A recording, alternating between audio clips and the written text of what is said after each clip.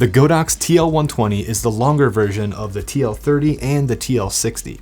The TL120s are longer, so they have better light output and better battery life, but they're very similar in terms of design and functionality to those shorter lights. The TL120 retails for $299 USD, includes the light, 2 clips, 2 safety chains, a power adapter, an RJ45 cable, and a carrying case. For comparison, the Godox tube lights are the TL30s. They come in at 11.8 inches and cost $89. The TL60s are 29.5 inches and cost $239. The TL60s are 46 inches and cost $299.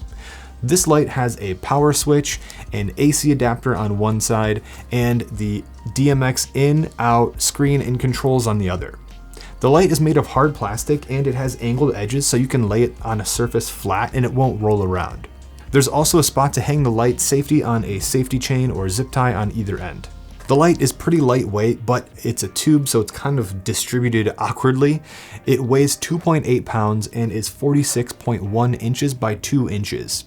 The TL120 has an integrated battery that cannot be removed, so on a full charge, the battery will last about 2.5 to 3 hours at full power at 5600 Kelvin.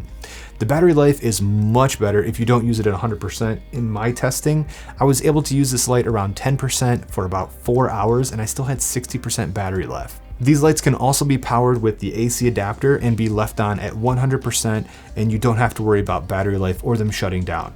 This is how I typically use them in my studio. The TL120 is flicker free with an advertised CRI of 96 with a CCT range from 2700 Kelvin to 6500 Kelvin.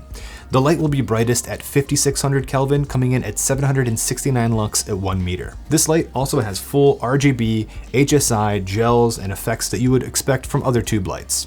The controls on this light are on the back of the screen on one end, and you can use the optional DMX or remote to control this light if you want. My favorite way to use this light though is with the Godox Light app, because I can control all of my other Godox, including these lights, from a single app, and I don't have to get up if I want to adjust it a little bit darker, a little bit lighter, or adjust the color temperature or RGB values. I can do it all from my phone and do multiple lights quickly without getting up.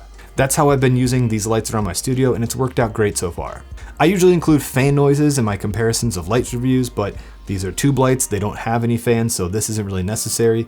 It's another reason I love working with tube lights though, because it makes your audio life a lot easier when you have less noises to deal with, and especially since these have internal batteries, they're really portable and you can put them just about anywhere, and you can put them really close to your microphones and you don't have to worry about that low hum of a fan like you would with other bigger lights. For mounting this light, you can use the steel cable to hang on either sides of this light, or you can use the clip. I found to have the best results if you're only using one clamp, to put it in the middle like I'm using here with a C-stand, and you can boom that arm out and put it in really in any orientation you need to.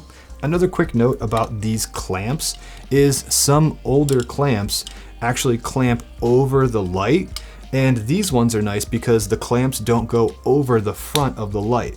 And there's 2 included in the box, so you can use these clamps on either side and you would be able to have a very clean appearance if you're using this in the backgrounds of your shoot. When it comes to shaping this light, usually with tube lights you don't have a way to shape the light. But with the TL120s, they have an optional grid, or if you purchase a package with multiple lights, usually a grid will come in there. And the grid is nice for directing the light and removing any unwanted spill from any other objects. If you're booming it over someone, especially if you're using RGB values, a tube light will generally just spill light everywhere. But if you want to focus the light, it's really nice to use with these eggshell grids, especially because the light is so long. Turn off video lights. Probably a little easier if I just turn off the lights and show you. So if you have the grid on, you can just direct the light and you can make it go in a strip, versus if you have no grid on. Let me just move this off real quick. The light is just going to completely fill the subject in front of you. I'm sure this looks great. But the included grid is nice if you're using RGB values and you don't want light to just spill over something if this is a little farther away from your subject. I really like using these grids to direct the light. Turn on video lights.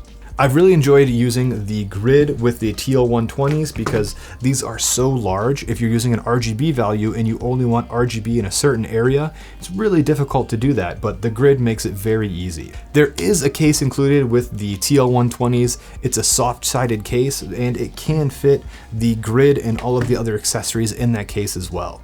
Mounting this light can be a bit of a pain, but if you need more light, that kind of comes with the territory. These lights are well built and come in a couple of dollars cheaper than lights of similar size. If you have additional Godox lights like I do here, controlling them with one app that actually works, if you're a one-man band or a small studio, can save you a lot of time and energy as well. Shaping light with the grid is one of my favorite ways to use this light if I'm not using it as a prop light in a scene. Directing the light has been really helpful. And I love the fact that I can fit this grid in the same soft-sided case that comes with this light. That's nice because I love these tube lights for traveling really light. So if I had to have a giant crate to go along with this thing, it would really kind of hinder my overall reasoning for having a tube light in the first place, other than just being cool background props. What do you guys think of the TL120? Let me know in the comments down below. And if you enjoyed this video, check out this playlist of other lighting videos or some Sony videos that I have here. Thank you guys for sticking around to the end, and I'll see you in the next one.